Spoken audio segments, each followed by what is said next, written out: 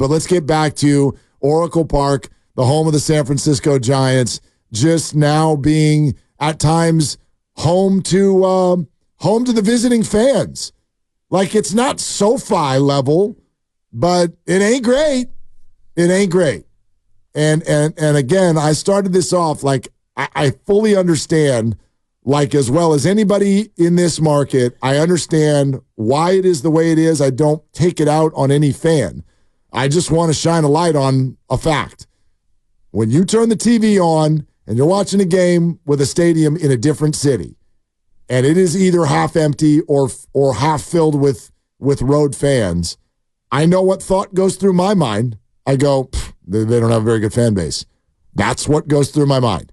And that's what our stadium looked like last night, and that's what it's going to look like again tonight, and that's what it's going to look like again tomorrow night. And that's what it's going to look like a lot over the course of the remainder of this year, unless they can turn things around and become more exciting, more interesting, and more attractive to the fan base. Yep. Because it's been this way, and you mentioned it before, like, oh, that's just COVID, and oh, that's just post-COVID, and oh, that's just the team's not playing great, and oh, it's so expensive, and oh, nobody works in the city anymore. Well, at some point, you've got to take a hard look at the reality of what exactly it is, and what it is that your product is not resonating with the marketplace. That is correct, and that is what the Giants were trying to fix this offseason, and they're not off to a good start. Right.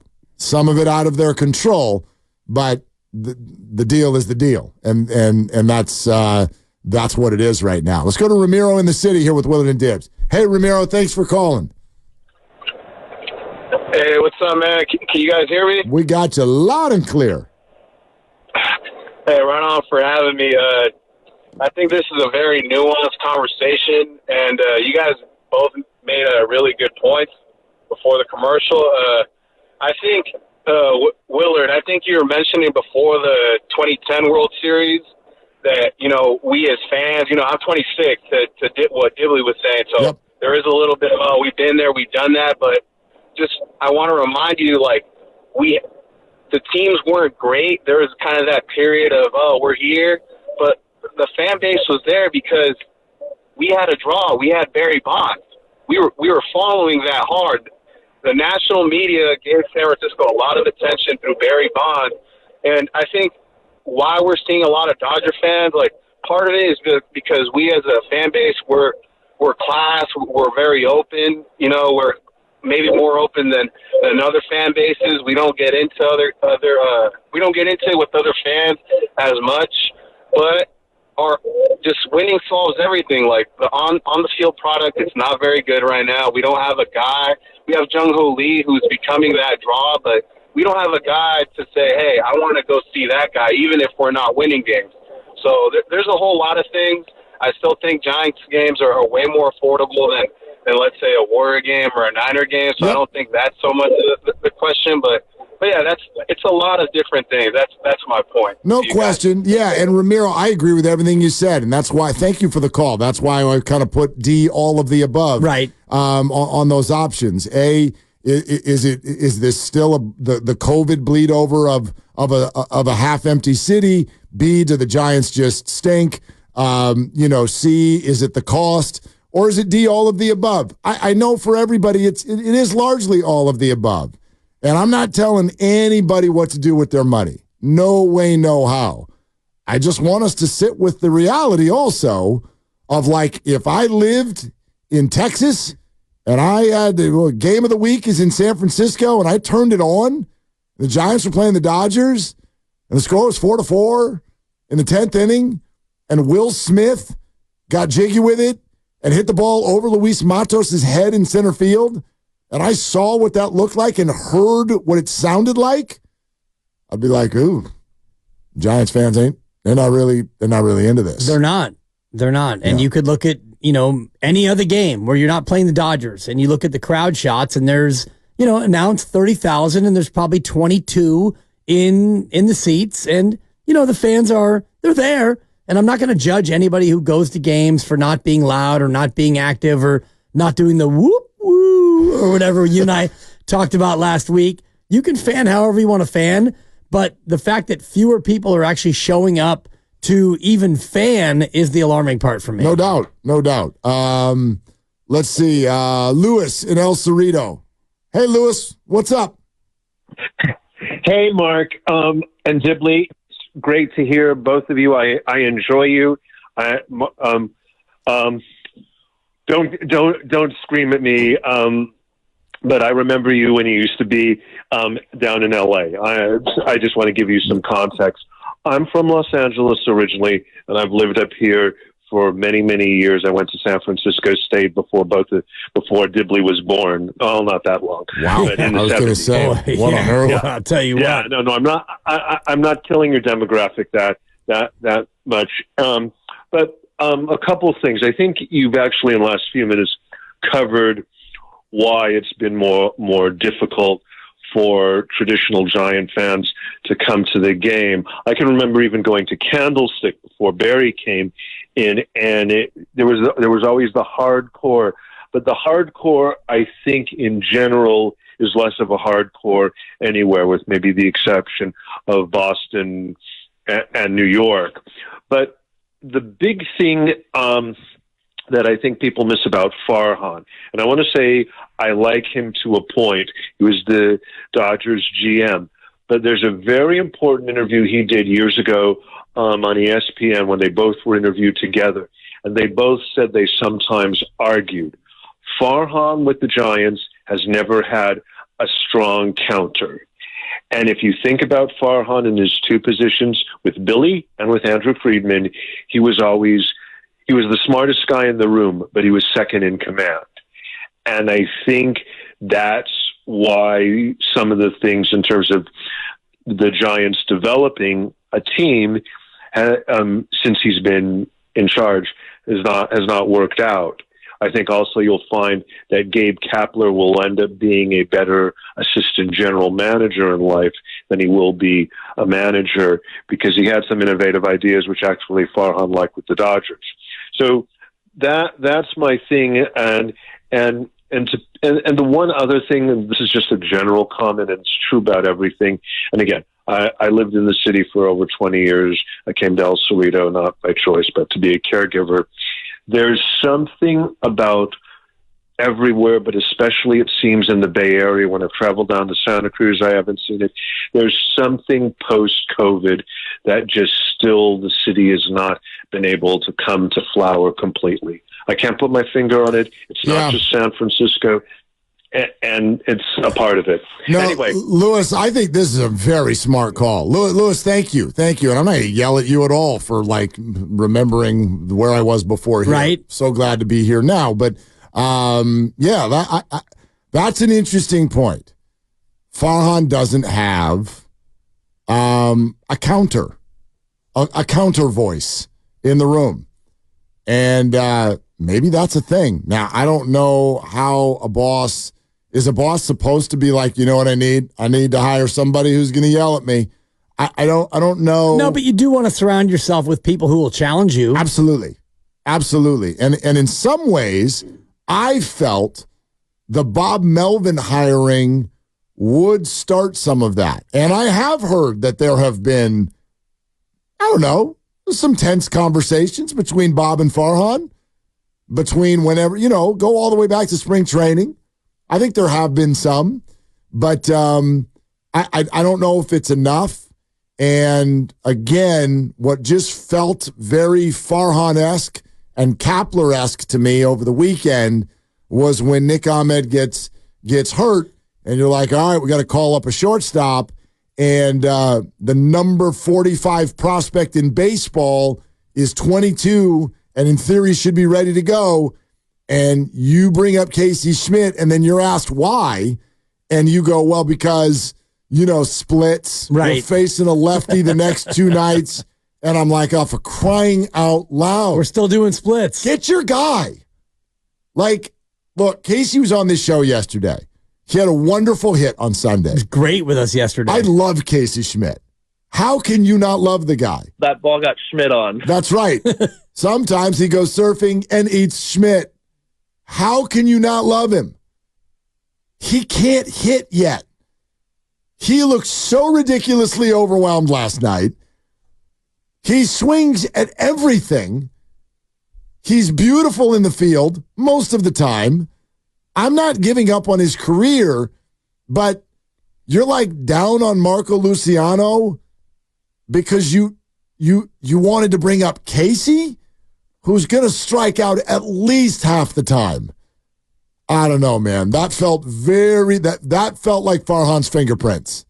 That call up to me. Right. And I think that you brought up who you've brought up for defensive purposes more than anything, which is why you have Matos out in center field.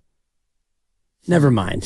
I just, was trying to slip that in there while you're having a sip of your coffee. Well, you brought up Casey because his defense is better, and yet you put Matos out in center field, and you hope that the kid can do it. And, the two routes that he took on those deep fly balls, I don't know if he catches both, but just watching him track them and then kind of retrack them and then get lost. Yeah. And then the one in extra innings, he kind of shied away from, like he didn't even know where he was in the field. He's a habitual slow starter. Right. Like when the ball comes off the bat, he doesn't have confidence to go. It's what Jung-Hoo Lee is amazing at. So good. That what he did in Philadelphia. Grandson of the wind. Right. And like, I'm like, maybe actually just the wind. Forget the whole grandson thing, dude. Like when the ball gets hit, that guy's gone. He's like, I know where it's going and I'm there.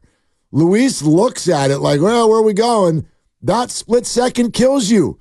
And yes, that should have been caught last night. Meanwhile, look what's happening in right field. That was one of the best catches that we've seen all year. Maybe the best catch we've seen all year. He's a phenomenal outfielder. So we talked about it yesterday. It's like a little bit of a nod to the young man. Like, okay, let's see if you can handle center field. We'll put you out there, not Yaz. Well, it bit him. Right. It bit him. Yeah. We might have been going to the 11th inning, or the Giants might have had a chance to bunt and win that game if Yaz was in center over Matos last night. We do have a lineup today. I can tell you Yaz is in right and Matos is in center again. Yep. There you go. Casey Schmidt, shortstop. Double on down. Because they're going to do it. They're going to, like, you don't Who's do catching? Blake Sable is catching and batting seventh. Dude, Patrick Bailey, what did he? Dude, what's he got? And Doc Pandia today at 4:00. I don't know if he'll know, but he's sick, right? Like but it could be a concussion recurrent sickness. I'm not gonna. Why would you activate him then? Well, because maybe he feels better, and then you play and you realize I'm not better. But he didn't play. He didn't play. He was a late scratch. Yeah, you could be right. I don't know any way for us to know that. There's no way to know. No. But I do know this. It's troubling to know that you're without your top two catchers, and By the way, no, go ahead. No, go ahead. I'm just going to do a Jackson Reed's joke. Are we going to? Talking about overmatched. Thank you. Are we going to do a? Aren't we expecting the Jung-Hoo Lee MRI results? This afternoon? They said yesterday that they would know more today, so we'll keep our eye out for it. Okay. Yeah. Okay. And I don't think that's going to be a good update. No. I mean, the best news would be, he doesn't need surgery and he's out 6 to 8. We'll see you in July. Right. That'd be the best news. Exactly. Yeah, so you're not going to give Matos one night. You're going to put him out there and you're going to sink or swim, but after one night, you sunk. Yeah.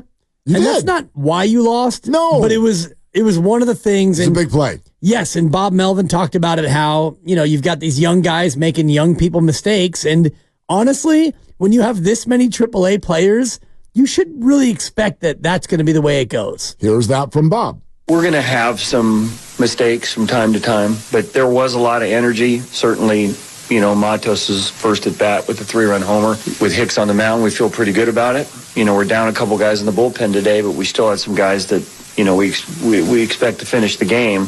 Got nicked up a little bit to where we gave up a couple more runs, and then it was one big swing. But we are making some mistakes still, and that's going to come with youth sometimes. You want them to be aggressive, sometimes maybe a little too. Yeah, like I said, he's not wrong. There are going to be mistakes, but sometimes I laugh.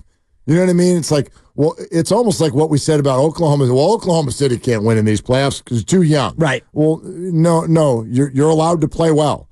And even young players at the big league level are adults. Tyler Fitzgerald does not need, I didn't know that they could turn and throw over there, Bob. He's old enough to know. Don't get picked off in a tie game in the 9th inning. What are you doing? What are you doing out there? And he got picked off cold, too. By a right-hander. Right. Imagine if somebody with a good move was on the mound. Like, what are you doing? Can't happen. Right. I don't care who you are. You got a uniform, right? Right. You can't do that. And you've got a catcher who is allowing too many pass balls and a center fielder who's more center than he is actually fielder. So all these little mistakes add up. And when you're going up against, I don't know, the National League All-Star team, you can't afford to have that many mistakes and still win a game. No doubt. Eric in the city is next up. Eric, you're on with Willie and Dibby. What's up? Hey, guys. Good afternoon. I kind of wanted to chime in on your explanation as to why people aren't going to the games anymore. Yeah. And so I'm a lifelong San Francisco resident, born 80s child, and came up loving Bonds. And, I still went to Giants games at least 5 or 10 a year, even in those lean years between basically after the 02 World Series team and when we started getting good again around 08, 09, 10. And that's because there were actually players that were interesting to go watch. Like, you had Bonds, you had Kent, but also, in there, you had some interesting pitchers, you had some other, at some point, Pablo came up. And, with this team, there's literally been no one for about 4 or 5 years since Posey retired, since the magical run of 21. Is there anybody who you can say you really want to see on a day-in, day-out basis? I love Logan Webb, but he's a ground ball pitcher. He's not exactly what you'd say is a fan attraction, right? Yeah, he's not box office. He's not box office. He's a phenomenal player, but he's not box office. I'll grant you that. And, if they'd signed Bryce Harper, right? I understand why he didn't want to pay more money, but that gives me a reason to go to the game. Maybe he launches a great home run, or he makes a great throw, or something, right? Something that attracts me to the game, other than I know the best shot we have to win is 3-2. Yeah, Eric, thanks so much. I can't disagree. They have failed to bring those people in, and Farhan's answer has always been, we think winning is exciting. And in 2021, I always answer it that way. We were excited then. Right. They didn't really have any exciting players then either. Even Buster's great. He's not box office, though. Right. He's not Bryce Harper. No, he's not Tim Lincecum, who, every fifth day you would go there to watch him because he was, doing things that were different and special. I think we'd be okay if they were winning, but it's the combination of poor play and, or whatever, kind of a lifeless name value thing and less than stellar play.